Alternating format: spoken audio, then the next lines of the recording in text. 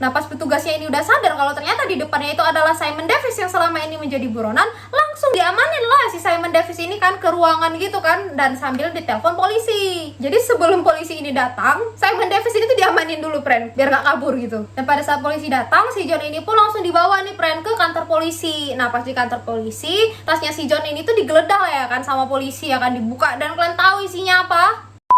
Halo friends, assalamualaikum warahmatullahi wabarakatuh. Ketemu lagi kita ya. Yang udah ngeklik video ini makasih ya. Dan yang baru join aku mengucapkan selamat datang di channel YouTube aku, Mega Filau. Dan semoga kalian suka sama video-video aku. Dan buat yang baru join, cek video-video lainnya ya. Banyak yang enak-enak, friend. Enak nggak tuh? Jadi di video kali ini aku mau membahas tentang orang yang suka traveling. Siapa nih kalian yang suka traveling?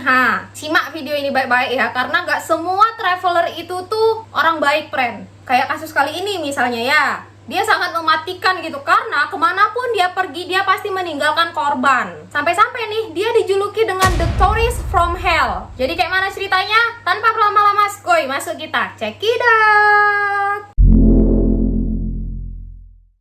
Jadi nama laki-laki ini adalah John Martin Scripps. Lahir pada tanggal 9 Desember 1959 di Letchworth, Inggris, friend. Ibunya bernama Jean dan dia punya kakak yang bernama Janet. Dan John ini tuh deket kali, friend, sama bapaknya. Bapaknya ini tuh kerjaannya supir truk, friend. Saking mereka deketnya, kemanapun nih bapaknya pergi, misal nih lagi dapat tugas keluar kota gitu, bawa barang kan, si John ini tuh selalu dibawa sama dia. Memang betul-betul mereka dicek-cekal lah, best friend gitu ya. Tapi sayangnya kedekatan mereka ini tuh nggak bertahan lama, friend. Karena di saat usia John ini 9 tahun, ayahnya ini memutuskan untuk bunuh diri. Dan sebagai anak yang deket kali sama ayahnya, John ini tuh sangat terpukul, friend, dengan kejadian itu. John pun mulai kehilangan arah dan semangat hidupnya. Dan dari sinilah kehidupan John mulai hancur. Dan karena ayahnya ini udah nggak ada, otomatis kan perekonomian mereka ini mulai oleng, friend. Mulailah ibunya ini tuh bekerja apa saja alias serabutan untuk bisa memenuhi kehidupan mereka. Dan di saat usia John ini 10 tahun, John ini tuh udah mulai membantu untuk meringankan beban ibunya, friend, untuk memenuhi kehidupan mereka.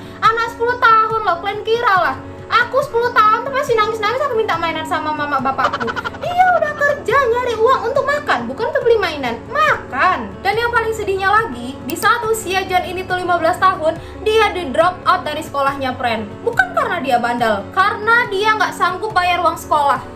Sedih kali kan dia kan. John ini punya cita-cita pengen traveling, friend. Nah, karena dia udah nggak sekolah lagi, mulai fokus nih dia untuk kerja, untuk nyari uang yang banyak itu agar dia bisa traveling. Pekerjaan John ini banyak, friend, serabutan apa aja. Tapi yang pada saat itu difokuskan sama si John adalah menjual barang-barang antik. Dan pada tahun 1974, di saat usia John ini 15 tahun tadi, John ini mencuri di toko perhiasan, friend, dan ketahuan, ditangkaplah dia. Tapi di situ posisinya, John ini tuh masih terhitung di bawah umur. Jadi dia selamat, dibebaskan sama bapak polisi kan. Gak jadi dia di penjara, friend. Nah, begitu keluar, si John ini gak kapok, maling lagi dia di toko perhiasan juga. Sampai 3 kali, friend, tapi gak ketahuan. Nah, kan dapat duit nih dia kan dari hasil nyolong ya kan. Akhirnya hasrat travelingnya ini tuh bisa tersalurkan, friend, karena dia udah punya duit. Barulah dia pergi traveling. Bandit nih, memang bandit. Dan pada tahun 1980, pergilah si John ini ke Meksiko, friend, untuk pertama kali dia pergi traveling. Dan disinilah dia bertemu dengan pujaan hatinya yang bernama Maria Arellanoz. Dan di tahun itu juga mereka menikah, friend. Gak pakai lama, sah.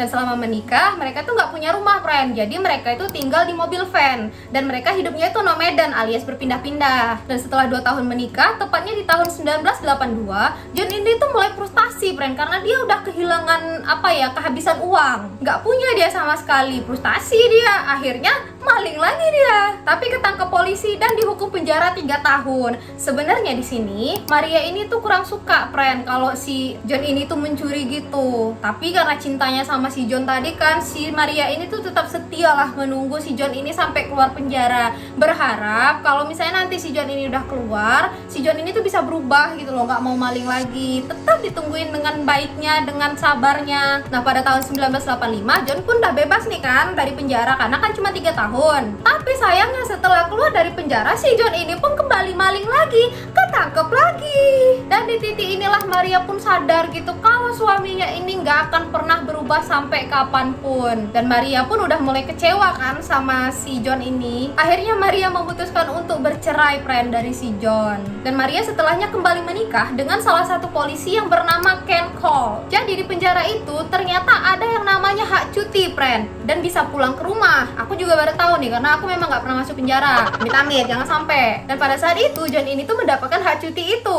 Dan kalian tahu si John pulang kemana? Pergi dia ke tempat suaminya si Maria. Ngapain coba? Maling sama rampok dia. Uang, perhiasan atau apa aja yang bisa dijadikan uang diambil sama si John. Kalian kira itu rumah polisi loh? Berani dia ambil sama dia, nggak ada takut-takutnya. Terus nggak ketangkep Mega? Ketangkep. Masuk lagi dia ke penjara dan hukumannya nambah lagi 3 tahun lagi. Dan selama di penjara, dia ini berteman baik friend sama tahanan-tahanan yang lain. Kalau orang Medan tuh bilang ceka kental ya. Ceka lah dia nih kan sama narapidana yang ada di sana kan. Kalian tahu nggak kenapa dia bisa ceka? Karena mereka menyelundupkan barang-barang terlarang. Memang bandit ini. Tapi memang ya, apapun yang kita lakukan bersama dengan bekerja sama pasti terlihat lebih ringan ya kan. Tapi nggak menyelundupkan barang juga kawan. Dan selama di penjara ini, John ini tuh belajar bagaimana cara menyelundupkan barang-barang terlarang itu dengan baik, aman, tanpa ketahuan. Belajar dia. Bagus nih si John ini tuh suka belajar dia. Tapi jangan yang kayak gini John. Sampai akhirnya dia pun udah lolos dari penjara, udah selesai kan 3 tahun hukumannya. Dan ilmu yang ada di dalam penjara tadi tuh dia terapkan di kehidupannya sekarang. Dia kan udah pandai tuh cara menyelundupkan barang-barang. Nah itulah kerjaannya tuh setelah lulus dari penjara. Mulai dia menyelundupkan barang-barang terlarang dari Meksiko ke Asia, tepatnya Singapura. Udah masuk nih Asia tuh ininya, targetnya. Dan dengan pekerjaan dia inilah, dia mulai udah nggak kesusahan gitu friend di keuangan. Udah mulai banyak uangnya, udah nggak susah lagi hidupnya. Tapi ketika keuangannya ini mulai membaik, uangnya udah mulai banyak, dia ketahuan lagi friend karena menyelundupkan barang-barang terlarang ini. Masuk lagi dia ke penjara. Dan kali ini hukumannya itu 7 tahun friend, karena udah bukan maling kan, menyelundupkan barang-barang. Jadi kena lah dia 7 tahun penjara. Masuk lagi dia, mendekap lagi dari penjara. Udah terbiasa dia nih keluar masuk. Dan selama masa tahanannya ini, John ini tuh bekerja sebagai pemotong daging friend. Apa ya namanya tuh ya? Jagal ya. Kalau nggak salah jagal kan? Ya pokoknya itulah friend yang motong-motong daging itu. Suka kalian lah mau manggil apa. Dan di sini John ini tuh mulai belajar friend. Kayak mana caranya memotong daging yang baik dan benar. Terus dia juga belajar cara misahin daging dari tulangnya gitu. Pokoknya dia ini emang kayaknya anaknya suka belajar gitu loh. Apapun itu tuh dipelajari dengan tekun sama dia. Dan selama masa tahanannya ini, dia menjadi tahanan yang sangat baik. Gak pernah dia bertingkah friend. Pokoknya dia salah satu tahanan yang disiplin gitu loh. Sampai akhirnya dia kembali mendapatkan jatah cutinya untuk pulang ke rumah selama 2 hari. Tapi pas udah saatnya dia balik lagi ke sel, dia nggak balik-balik. Ditungguin nih sama polisi nih kan, kok anak ini nggak pulang-pulang. Rupanya kabur dia. Mungkin dia rasanya udah bosan kali dia tinggal di penjara itu kan, asik bolak-balik masuk keluar gitu kan. Pigi dia nggak mau lagi dia balik ke sel. Otomatis dia jadi buronan kan. Dan dia kabur keluar negeri friend dengan nama baru dan paspornya juga palsu. Pada saat itu dia memakai nama Simon Davis. Ingat ya namanya Simon Davis. Kemana dia kabur? Ke San Francisco, Amerika. Nah pas dia udah nyampe nih ke San Francisco ya kan, pigilah dia mencari hiburan ya kan. Dia pergi ke tempat PSK cowok yang pokoknya bisa disewa gitu kan. Pigilah dia ke situ kan sambil duduk sambil nyantai gitu. Dan pada saat itu dia ada ketemu cowok yang bernama Tom Wenger. Nah diajak party, terus mereka minum-minum sampai akhirnya si Tom ini mabuk. Akhirnya ditawarin lah sama si John ini ya kan, balik hotel ya gitu, sambil ya speak lah dia ya kan. Dan si Tom ini pun aja, mungkin karena dia juga udah terlalu mabuk gitu kan. Suka tinggal lah bang, mau bawa aku kemana, yang penting aku tidur gitu kali ya. Dan begitu sampai hotel, baru aja nyampe nih ke kamar langsung gitu dipukul ya pakai palu friend si Tom tadi sampai meninggoy. Udah meninggoy anak orang tadi kan, diambilnya semua barang-barang berharga, uang, ATM, kartu kredit, semuanya apa aja diambil sama dia. Oh mumpung aku ngebunuh orang, ambil lah, jangan mau rugi lah ya kan. Dan tubuhnya si Tom tadi, ilmu yang ada di penjara tadi diterapkannya pada saat itu juga friend. Diambilnya tuh alat-alat dia ya kan. Nah mulailah dia memotong-motongnya daging si Tom tadi ya kan dia udah jago ini cara motong-motong daging itu. mulailah dia mengeksekusi ya kan. Nah, udah terpisah-pisah kayak gitu, diambilnya plastik hitam, tau gak, tempat sampah itu yang besar itu, dimasukkan itu badan-badan si Tom yang udah tidak utuh lagi tadi gitu ke plastik, dan dia buang ke tong sampah. Aduh, bagus, memang bagus ya, bagus kau belajar apa aja tuh, kau belajar dengan tekun gitu, tapi motong daging itu tuh bukan daging, ya daging sih, tapi itu bukan daging kambing atau kerbau atau apa, itu tuh orang, daging orang. John, istighfar kau John, jangan ngadi-ngadi kau John. Nah, udah habis nih kan nyawanya si Tom tadi dibuat sama si John ini kan. Gak berapa lama kemudian polisi pun mendapatkan kabar kalau ada ditemukan mayat di tong sampah dalam keadaan yang gak utuh lagi, friend. Dan pada saat ini gak ada kepalanya. Entah kemana dibawa si John ini. Pokoknya kepalanya gak ditemukan di situ. Nah, diusurlah sama polisi ya kan, friend. Dilihat nih dari CCTV hotel tadi, memang diketahui kalau si John ini terakhir kali, si Tom ini terakhir kali itu sama si John. Nah, polisi pun langsung ngecek nih kan di resepsionis siapa namanya ini gitu kan. Nah, pas di situ tertera kalau ada yang namanya Simon Davis. Dah punya target nih polisi, Simon Davis. Nah, mulailah nih kan polisi mencari tahu di mana keberadaan Simon Davis ini. Dan pada saat ini Simon Davis itu udah meninggalkan San Francisco dan terbang dia ke Singapura. Gitu. Jadi ya polisi nggak bisa ngeinterogasi dia. Nah, pas di Changi Airport nih, friend, nyampe lah dia kan, udah habis terbang dia twing gitu. Nyampe nih dia di Changi Airport. Pas di Changi Airport ini ada nih dia, friend, ketemu sama satu orang. Nggak ketemu, dia tuh ngeliat nih kan dari jauh nih kan, ada cowok yang lagi duduk aja dia, nggak ngapa-ngapa dia. Pokoknya dia cuma duduk loh orang gitu, friend, duduk. Mungkin dia bisa aja ya kan, dia lagi mengagumi indahnya Changi Airport ini kan, kayak cantik kali ya, canggih ini ya, mantap, tinggi kali ya, indah. Mak berfoto apa aku dulu ya? Apa enggak usah, mewah ya. Itu aku. Kok aku nyeritain aku sih? Mungkin, mana tahu dia lagi nunggu taksinya, atau mungkin dia lagi istirahat, mungkin flightnya itu udah terlalu lama dan dia pengen istirahat dulu. Nah, terus udah dipantau sama si John ini kan, gak lama disamperin lah sama si John ini, friend. Nama kamu siapa?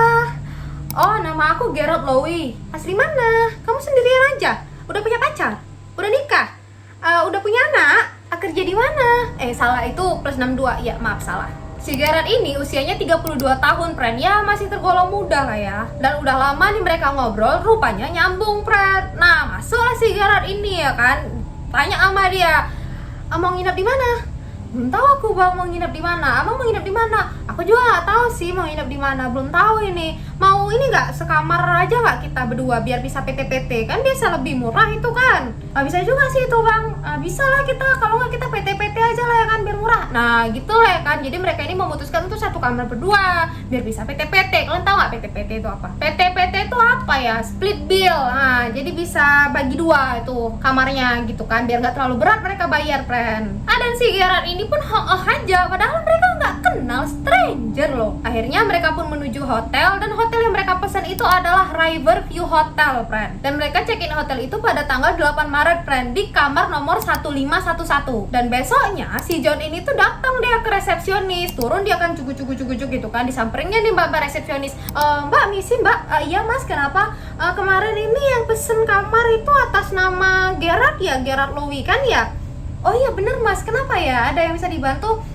Bisa nggak mbak namanya tuh diganti aja sama nama saya, soalnya si Gerard sudah saya usir mbak, saya baru tahu kalau dia gay. Oh gitu mas, oh mau diganti nama siapa nih mas? Iya ganti aja mbak, namanya Simon Davis ya.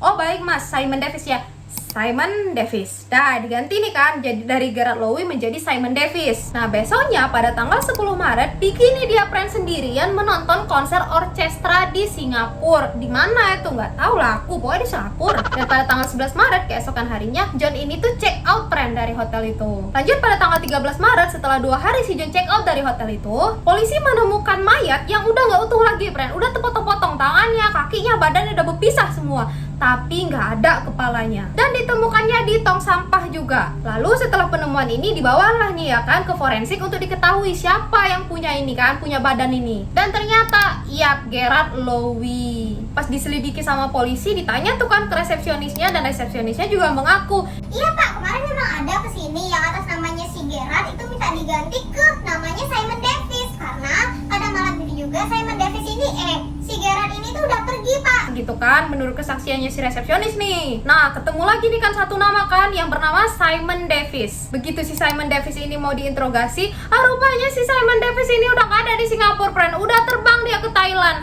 Swing gitu. Halo, los lagi dia.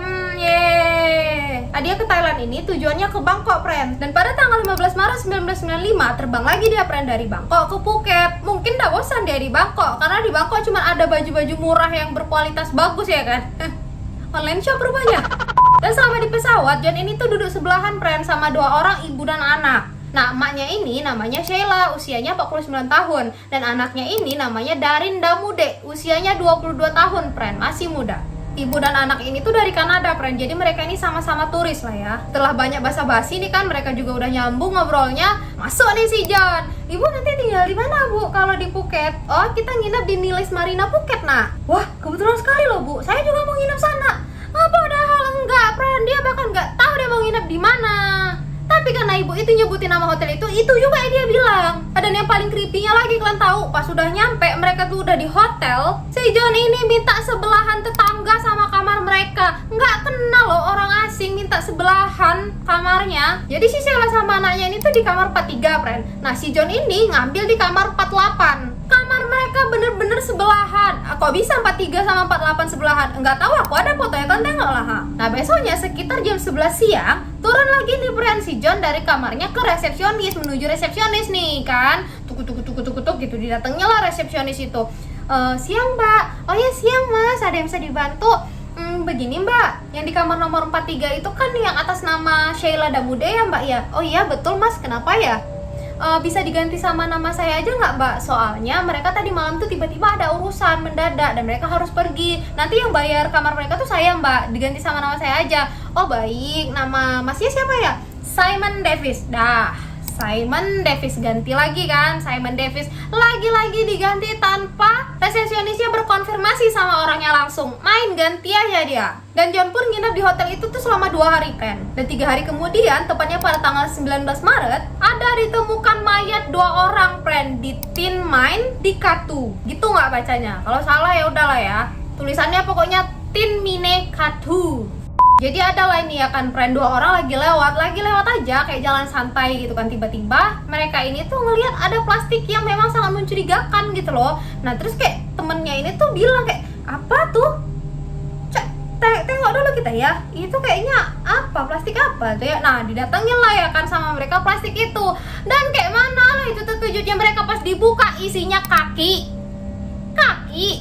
Dan setelah ditelusuri baru diketahui kalau mayat itu adalah mayatnya Sheila dan Darin. Lagi-lagi ditelusuri ya kan, pergi lagi nih polisi ke resepsionis itu, ditanya dengan detail, dijelasin sama resepsionisnya kalau namanya tuh diganti sama Simon Davis. Dan lagi-lagi dicari Simon Davis ini untuk diinterogasi. Dan pada saat polisi ingin menginterogasi yang bernama Simon Davis ini, lagi-lagi banyak kali lagi-laginya terbang lagi si Simon Davis ini tuh ke Singapura. Udah gak ada lagi dia di Thailand. Capek kali aku kayak gini ya dari tadi. Ya Allah, Simon Davis, udah gak ada lah dia di Thailand, gak bisa lah dia lagi diinterogasi ya kan. Tapi di sini memang entah lagi mikirin apa lah dia ini ya kan. Udah tahu dia berkasus nih di Singapura. Bisa-bisanya dia balik lagi di Singapura. Dia kan udah jadi buronan di Singapura kan. Oke, kalau gitu sekarang kita bercerita tentang Singapura ya, friend. Jadi si John ini pas sudah nyampe di Changi Airport, si John ini tuh ternyata masih memakai nama Simon Davis, friend. Yang mana nama Simon Davis ini tuh udah termasuk dalam wanted list. Udah masuk nama dia di dalam list orang yang sedang dicari, atau enaknya buronan lah. Karena memang dia dicurigai udah ngebunuh si Gerard tadi kan. Pas pengecekan imigrasi, ditengok lah sama petugasnya ya kan, si paspornya John. Tengok, what? Simon Davis? Bentar, mana orangnya? Oh itu. Nah, buronan nih. Oh ini orangnya Simon Davis nih. Apa iya nih? Ini rupanya yang lagi dicari-cari itu ya. Nah, pas petugasnya ini udah sadar kalau ternyata di depannya itu adalah Simon Davis yang selama ini menjadi buronan, langsung diamanin lah si Simon Davis ini kan ke ruangan gitu kan, dan sambil ditelepon polisi. Jadi sebelum polisi ini datang, Simon Davis ini tuh diamanin dulu, friend, ke ruangan biar gak kabur gitu. Dan pada saat polisi datang, si John ini pun langsung dibawa nih, friend, ke kantor polisi. Nah, pas di kantor polisi, tasnya si John ini tuh digeledah ya kan sama polisi ya kan, dibuka, dan kalian tahu isinya apa? Ada kartu kreditnya si Gerard Lowy yang dibunuhnya di Singapura tadi. Ada kartu kreditnya si Sheila Damude yang dibunuhnya di Thailand tadi. Dan ditemukan juga paspornya si Gerard, Sheila, dan Darin. Terus ada pisau, ada porgol, ada palu, ada tali, dan ada teaser friend yang buat nyetrum itu loh, kayak deret gitu. Dan akhirnya John pun dinyatakan bersalah atas kematiannya si Gerard, dan polisi di situ langsung menghubungi polisi yang ada di Thailand, friend, untuk mengkonfirmasi paspornya si Sheila dan Darin ini. Dan polisi Thailand pun mengkonfirmasi, friend, kalau benar sudah ditemukan mayat yang atas nama Sheila dan Darin. Dan mereka juga lagi mencari si Simon Davis ini. Dan John Martin Scribb pun dinyatakan bersalah atas kematiannya Gerard, Sheila, dan Darin. Dan juga dinyatakan bersalah karena sudah memasukkan identitasnya dia, friend. John akhirnya mendapatkan hukuman mati, dan pada tanggal 19 April 1996, John meminta makanan pizza dan juga hot chocolate untuk makanan terakhirnya sebelum dieksekusi. Dan John juga dieksekusi dengan cara digantung, friend. Dah, selesailah cerita kita, friend. Jadi gimana, friend, menurut kalian kasus ini? Atau mungkin friend-friend aku juga punya pengalaman selama liburan yang gak enak? Yuk ngobrol kita di kolom komentar, yuk. Nih masalahnya nih, aku nih suka traveling. Dan jangan sampai lah aku ketemu orang kayak si John ini ya. Ya ampun, ya Allah. Amit-amit. Dan buat kalian juga nih, friend, yang suka traveling, entah itu di dalam negeri maupun di luar negeri, please hati-hati kali ya, aware sama stranger, friend. Jangan deket-deket kali lah ya. Namanya juga stranger gitu loh, kita nggak tahu dia orangnya kayak mana, jadi tetap jaga jarak. Apalagi kalau sempet diajakin sharing kamar gitu loh, aduh jangan ya. Even budget kalian pas-pasan, jangan pernah mau. Masih mending kalian nginap di hotel yang murah-murah aja. Banyak kan sekarang tuh hotel-hotel yang murah, bisa kalian cek online lah. Memang sih nggak semua stranger itu jelek, cuman kan kita mau wanti-wanti, menjaga-jaga. Jadi harus lebih berhati-hati lagi ya, friend. Karena kita juga nggak tahu kan orang itu gimana, baik apa enggak. Jadi jangan main asal deket aja ya. Friend, dengar aku bercakap. Udah lah ya, lagi-lagi aku doain semoga kita selalu didekatkan dengan orang-orang yang baik, dan pastinya kita jadi baik dulu. Oke, udah segitu aja ya. Semoga kalian suka sama ceritaku, dan sampai jumpa di ceritaku selanjutnya. Bye bye. Assalamualaikum warahmatullahi wabarakatuh.